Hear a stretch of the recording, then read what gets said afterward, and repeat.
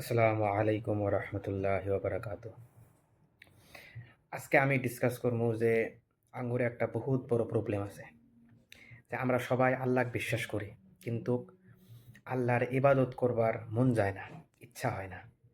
এটা কি জন্য হইতেছে, আর এটা আমরা কিভাবে ঠিক করব? তো আমি আল্লাহ বিশ্বাস করি, আমি নামাজ পড়বার চাই, আমি ইবাদত করবার চাই, আমি কোরআন পড়বার চাই, কিন্তু পড়া পাইতেছি না। এর কারণটা কি? এর কারণটা হলো আঙ্গুরে ইমানের কমজোরি। যে আঙ্গুরের দিলের মধ্যে আল্লাহর যেটা একিন, আল্লাহর যেটা বিশ্বাস, ওটা আঙ্গুর দিলের মধ্যে বহুত কমজোর।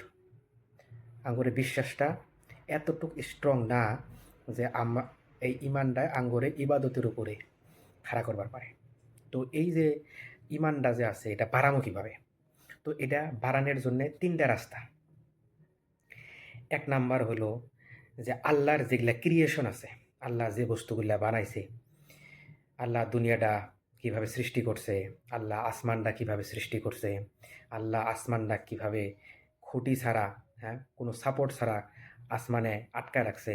হ্যাঁ, এই তারাগুলো মানুষের ভিতরে আল্লাহ বহুত নিশানি রাখছে। কোরআনের মধ্যে আল্লাহ এক জায়গায় কইছে যে তোমার জানের ভিতরে আমরা এরূপ নিশানি দেখামু যে তোমরা চিল্লায় উঠবা যে ইসলাম সত্য, আল্লাহর হক, এটা তোমরা চিল্লায় উঠবা।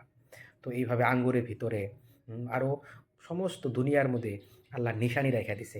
এই নিশানিগুলো দেখলে আঙ্গুরে ইমানটা শক্ত হব, ইমানটা পাকা হব। আর কি করছে, ইবাদতের দ্বারা ইমান আসে।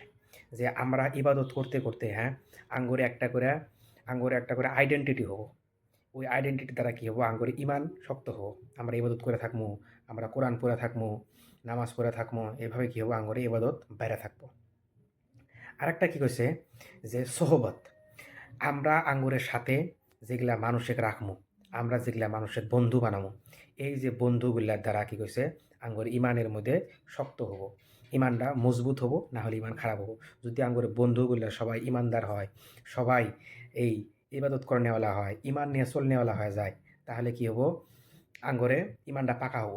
আর এর মধ্যে মেনলি কি আসছে, যে সোহবত তোমার হলো ইমানওয়ালা করে সোহবত।